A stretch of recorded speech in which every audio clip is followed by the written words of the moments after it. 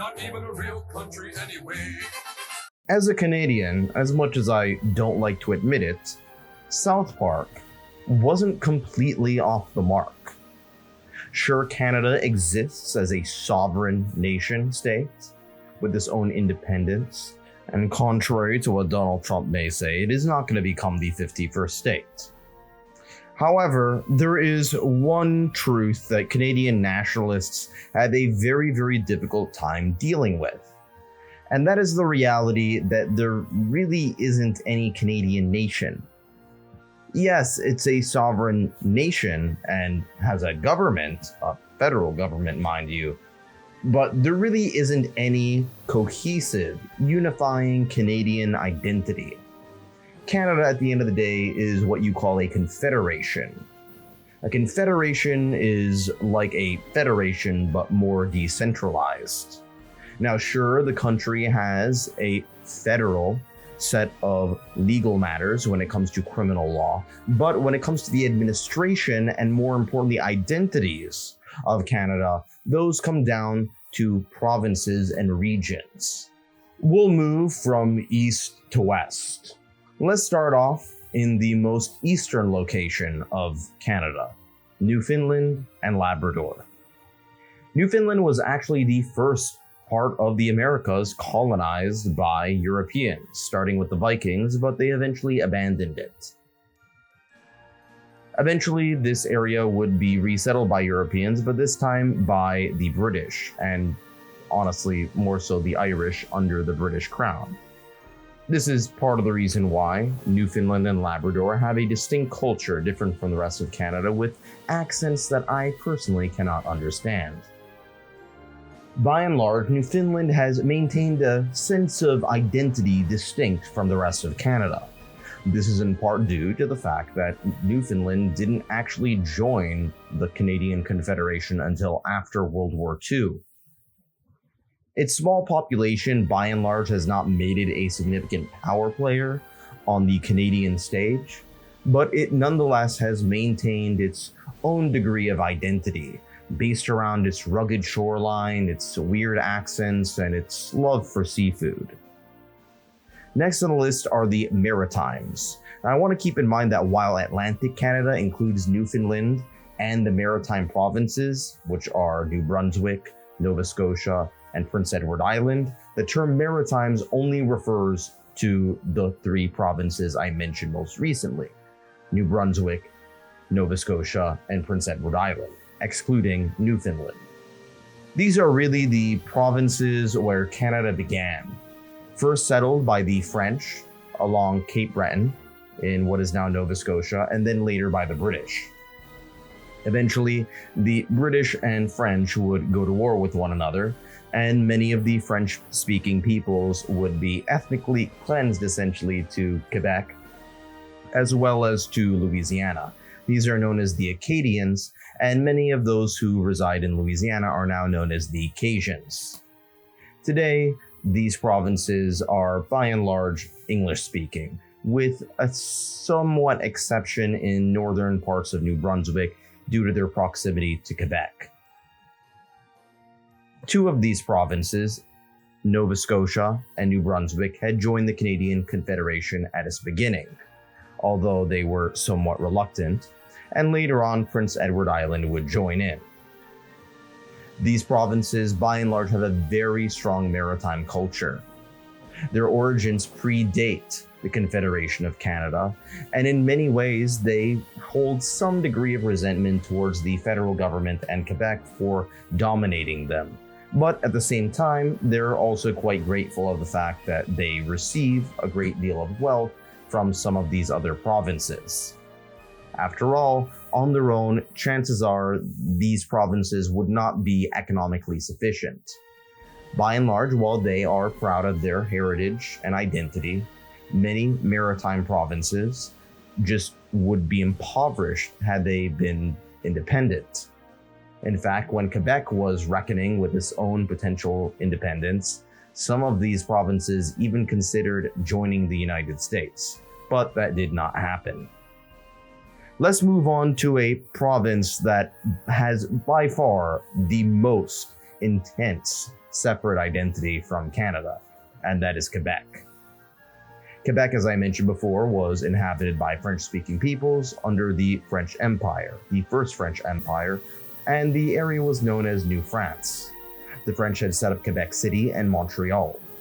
These were essential for trading with the Native Americans in order to get access to various supplies, namely their beloved beaver pellets, which at the time were luxury items in Europe during the 16 and 1700s. The French had fairly good relations with the indigenous people compared to other Europeans, by and large due to their small populations.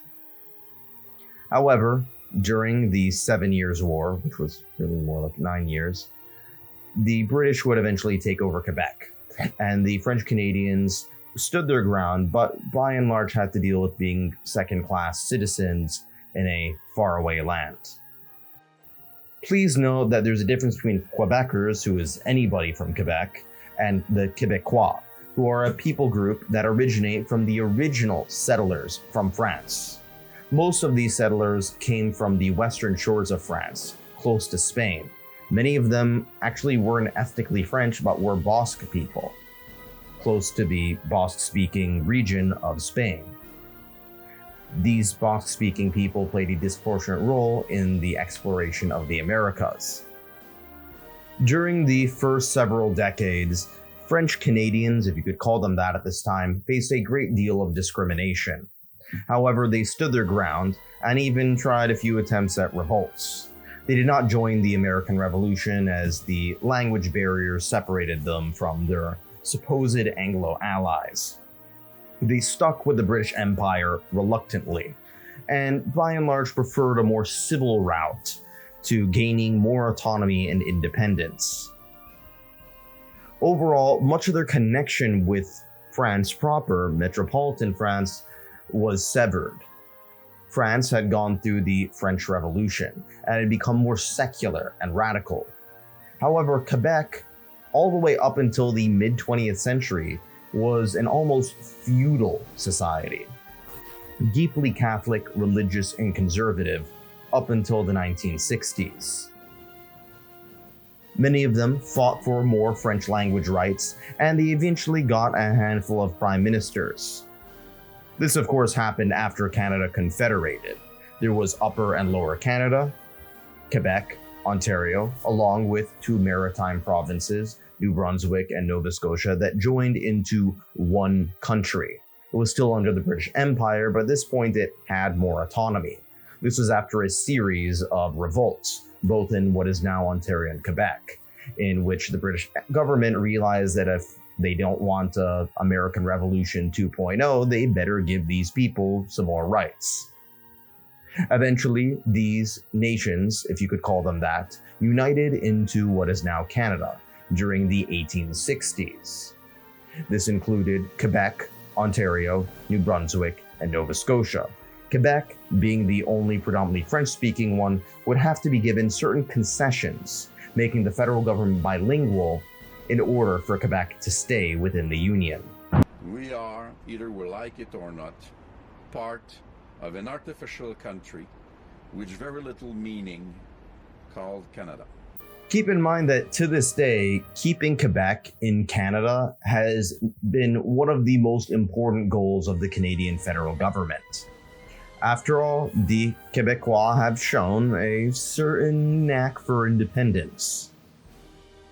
Overall, the province had transitioned from being a very conservative Catholic province to being a modern secular province over the course of a decade during the 1960s in what is now known as the Quiet Revolution.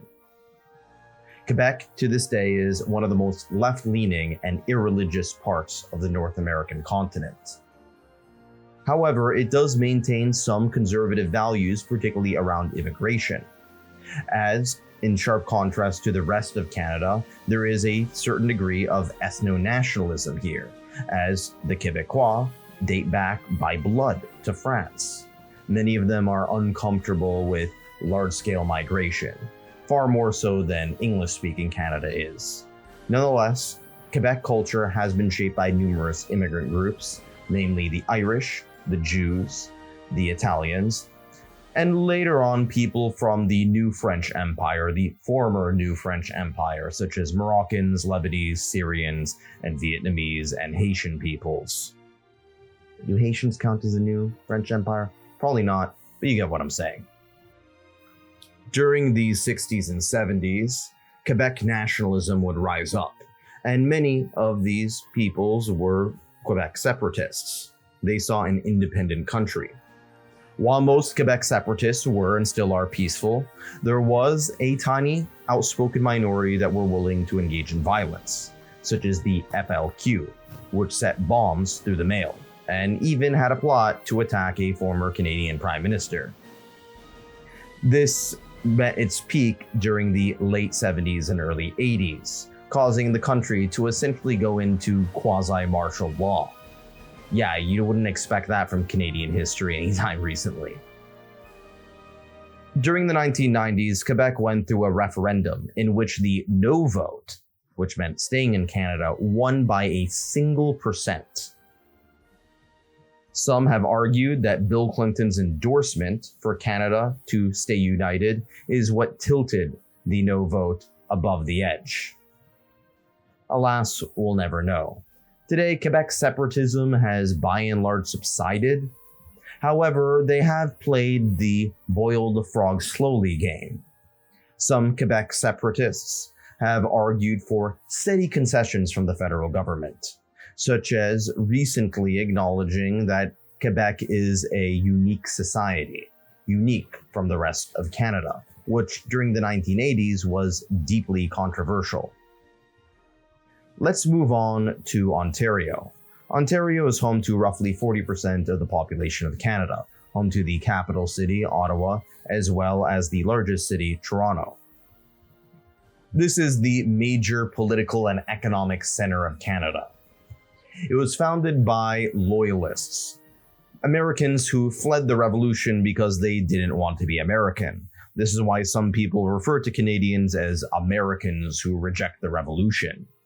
It exemplifies how Canadians are very similar to Americans, but also have an identity that is distinct from Americans. Ontario, by and large, was founded by these people, some of whom were avowed monarchists, but others were just fleeing what they saw as instability at the time. Eventually, this would be the major power center. The capital would move from Kingston on the Lake Ontario all the way up to Ottawa. Toronto would eventually become the largest city in the country, beating out Montreal, as much of the Quebec separatist rhetoric during the 1960s and 70s had led to a massive exodus of Anglophone Irish, Jews, and immigrants from Montreal to Toronto. Today, Toronto is the major economic and banking sector, not Montreal.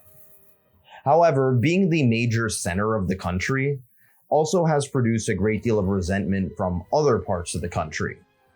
Many Ontarians don't really identify as being Ontarian, but as Canadian. On the other hand, many people from Quebec or Alberta identify more with their provinces, and much of their resentment is targeted towards the federal government of Ottawa, as well as many of the economic institutions in Toronto. Let's move on to Western Canada. Now, Western Canada can be divided roughly into 4 provinces. These are British Columbia, Alberta, Saskatchewan, and Manitoba. 3 of these provinces are known as the Prairies: Alberta, Saskatchewan, and Manitoba. Manitoba, by and large, has the weakest identity of all. It was by and large founded by the Métis people, who are a mix of French, Scottish, and Indigenous people groups. It is probably the province, not including the territories, that has the greatest deal of Indigenous influence in it. And almost everyone here lives in the city of Winnipeg. It also has terrible weather. Moving further west, you get Saskatchewan, which is Canada's breadbasket. It's an agrarian province, very rich in excellent soil, which is great for growing wheat. This area was populated by Germans and Ukrainians. Many of them did what they did back at their homeland: farm wheat and freeze to death. And they were really good at it too. Today, this place, again, produces a tremendous amount of food for not only the rest of the country, but also much of the world that gets exported abroad. Saskatchewan also produces a lot of potash, fertilizer, and uranium. It truly powers our machines and our bodies. Saskatchewan today is very conservative, but it's worth keeping in mind that it had a long history of powerful unions and was also the first province with universal health care, despite again being a very right-wing province today by Canadian standards.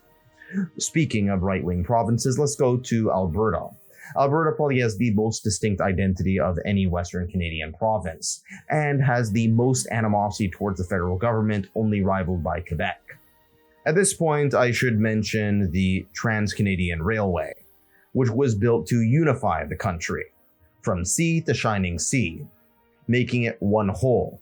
It's worth keeping in mind that the Canadian Shield, an area, in fact a massive area, of bedrock very close to the surface, makes human development extremely difficult in much of what is now Eastern Ontario, separating Ontario and Quebec, the major power players, from Western Canada. This cleaves the country in two and gives many Westerners a deep sense of alienation from the federal government. And nowhere is this alienation more profound than in Alberta. Now, Alberta wasn't prominent at the beginning. Just a few pioneers, some cowboys, some ranching. But alas, they struck oil, in fact shale oil. And the province to this day is the most wealthy in the country. However, it is also a bit of a petro province, too dependent on the highs and lows of oil prices. Its rugged individualism, cowboy culture, and oil have made the province the foremost bastion of conservatism in the country.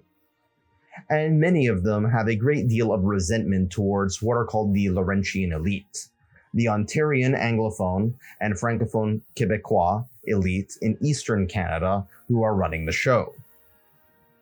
Looking at demographics, the population of Eastern Canada without immigration is set to decline, but in Western Canada, it's going to increase.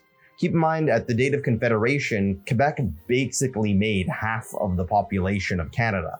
Today, it's nowhere near as large, and Western Canada, at the point which was a complete fraction during the 1800s, is now far larger and is only growing. This probably means that the country will steer into a more libertarian direction, more focused on gas and mineral extraction as the decades come by. Whether or not Alberta will actually seek separatism is another story, and to this day, there's no serious Albertan separatist movement outside of online circles, but who knows what's going to happen.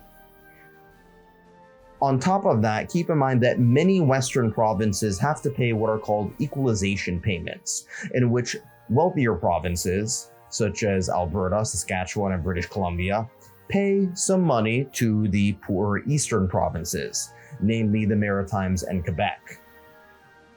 Many Albertans and Saskatchewanans, are they actually called Saskatchewanans? People from Saskatchewan don't take too much of an issue with sending money to the Maritimes, but they do take a great deal of issue with sending money to Quebec, which by and large is fairly wealthy in and of itself. Quebec constantly demands more and more concessions and autonomy for French-speaking peoples in their province, and this has bothered the staunchly Anglophone Western Canadians. How this balancing act will happen in Ottawa in the coming decades is still up for debate. And then we move on to British Columbia. British Columbia is in Western Canada, however, it is not as conservative as many of its Western counterparts. Vancouver and Victoria are by and large more liberal cities. They have a culture that is fairly similar to what you'd see in Seattle or Portland, being in the Pacific Northwest. However, the interior of British Columbia is more conservative and more based upon resource extraction from timber, coal, etc. This province also has the greatest ties to the Asia-Pacific region. In fact, a gigantic chunk of the population is of Chinese, Korean, Filipino, and other East Asian descent, and this has had a profound impact on the culture as a whole. It's also worth pointing out that there are northern territories Now, these territories have a larger portion of the population that is indigenous, as they have had to struggle less with European encroachment on their territories. Overall, you have the Yukon Territory, which had a gold rush, which is why you see more white people there. You have the Northwest Territory, which tends to be more First Nations based, and you have Nunavut, the most recent addition, which is Inuit. All of these have their unique cultures and landscapes, but they're so small in population that they don't have any significant power on the national stage. But with rising tensions in the Arctic, namely with one of Canada's adversaries, Russia, this could change. Canada, by and large, has taken more interest in using its Navy and Air Force in the region, as well as extracting resources. As many of these icebergs melt, a lot of the material wealth will be used for extraction. To what extent this will mesh with environmental laws or be against it is up for debate. But there you have it. That's an overview of why Canada isn't a real country. It's a sovereign state, but not necessarily a nation, but rather a confederation of nations. Thanks for watching.